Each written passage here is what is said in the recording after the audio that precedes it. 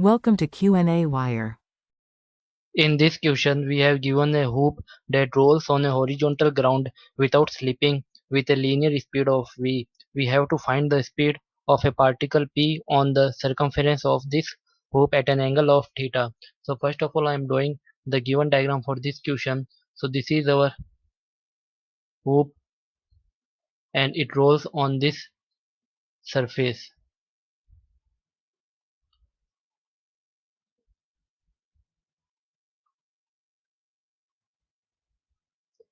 And there is a point p. At this there is a particle. Now we have to find the speed of this particle. It is an angle of theta from this vertical, and this is the center of this hoop, and it moves with a linear speed of v. Now this can be assumed as a pure rotation about point of contact, that is point O. This is our point of contact. So we can say that at point of contact,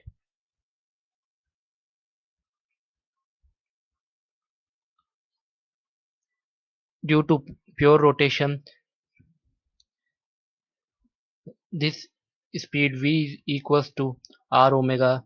At this point there are two types of velocity. One is this linear velocity due to this, that is in forward direction v, and one is due to the rotation of this hoop in this direction. There is a velocity that is r omega. So at point of contact there is no slipping. So because of no slipping, these two velocities will equal. So this is v is equals to r omega, or I can say from here omega is equals to v by r. Now speed of p will be, that is given by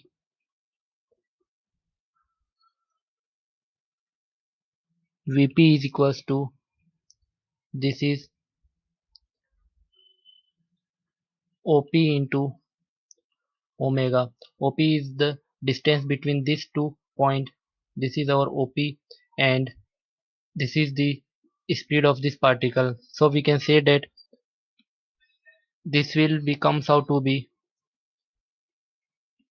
2r into sine theta by 2 into omega,